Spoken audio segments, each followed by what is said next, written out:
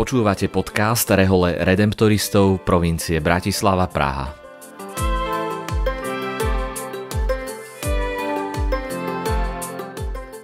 Kongregácia Najsvätejšieho vykupiteľa Redemptoristi je rehoľou, ktorú pred takmer 300 rokmi založil svätý Alfons neďaleko Neapola v dnešnom južnom Taliansku. Od začiatku sa venuje ohlasovaniu radostnej zvesti o vykúpení opusteným a chudobným. Účasť na charizme ohlasovania hojného vykúpenia majú aj mnohí laici. Pri redemptoristoch v našej provincii funguje niekoľko skupín redemptoristických laikov, ktoré nazývame aj misijné spoločenstva.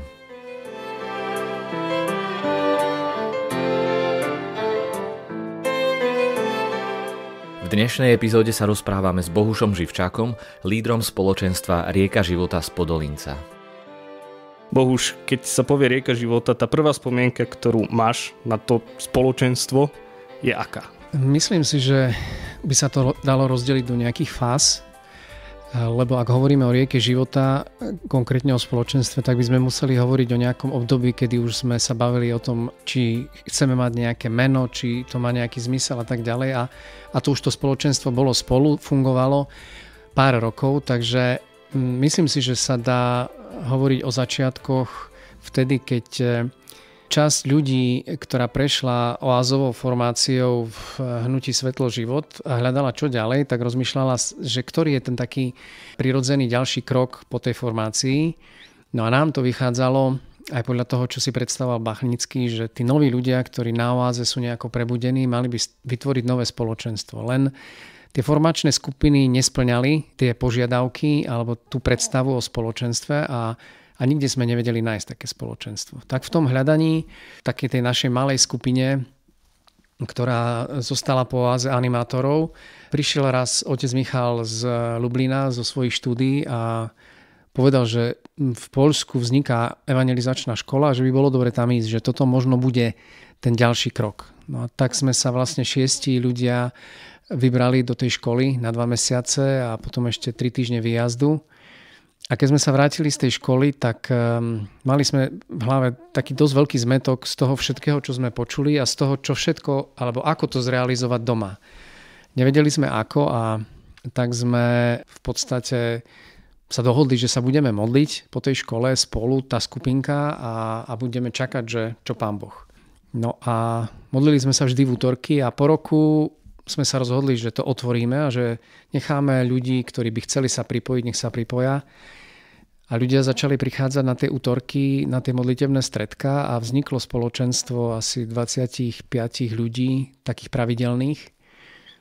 A keď sa pýtali, že teda oni by chceli sa k nám pripojiť, tak sme len navrhli, skúste ísť do tej školy a uvidíme, čo bude ďalej. Tak po 3 rokoch asi sme mali za sebou túto skúsenosť evangelizačnej školy asi 25 ľudí, ktorí si v jednu jeseň po lete sme sa stretli a povedali si, OK, chceme takto zostať, vidíme v tom zmysel, vidíme nejakú cestu dopredu.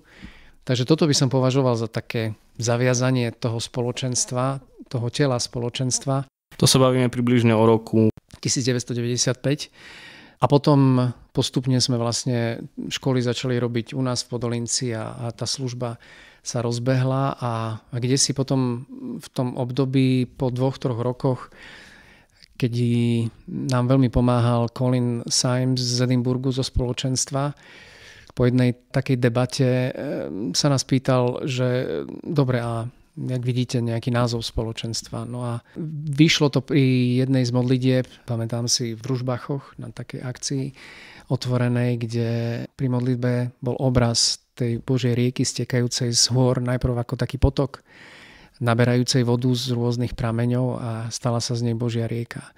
Takže tak nejak spoločne sme to uchopili, že áno, je to niečo, čo nám hovorí o nás samých. A to také misijné poslanie tam bolo od začiatku, alebo tiež spoločenstvo hľadalo, že čo bude také špecifické pre ňoho, aká služba? V podstate tá služba bola takým jedným z motívov ísť do tej evangelizačnej školy, lebo tá stratégia v oáze je, že noví ľudia vytvoria nové spoločenstvo, ktoré začne vytvárať novú kultúru cez službu v spoločnosti a v cirkvi. No len my sme nevedeli, čo tá služba by mala byť.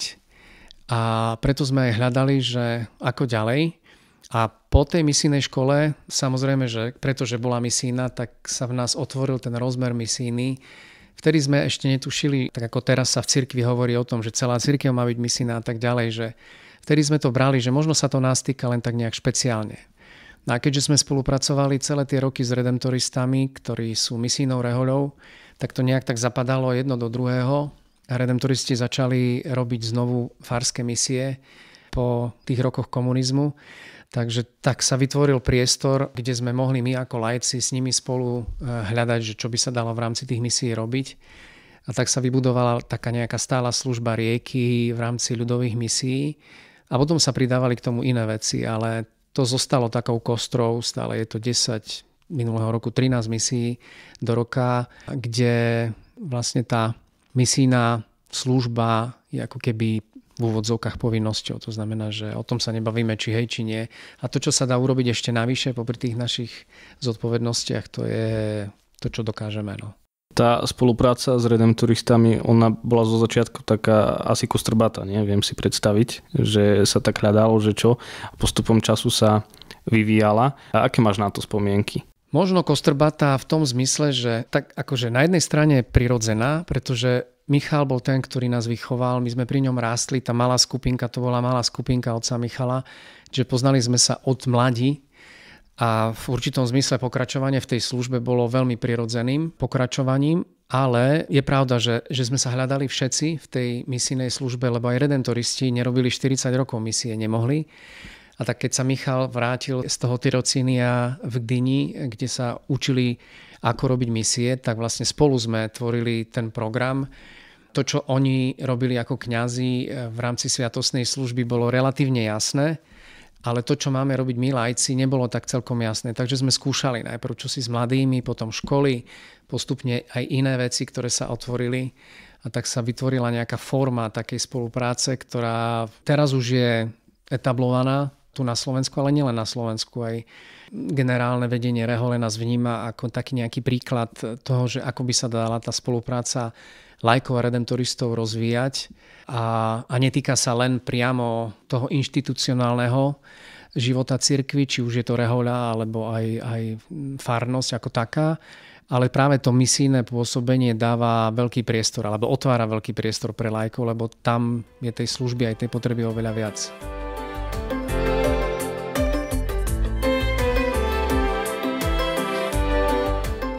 S Bohušom Živčákom sa o spoločenstve Rieka života rozprával Patrik Bendík. Vypočujte si aj ďalšiu časť nášho podcastu, v ktorej budeme v rozhovore pokračovať. Moje meno je Ján Knies a som členom formačnej komunity redemptoristov v Bratislave.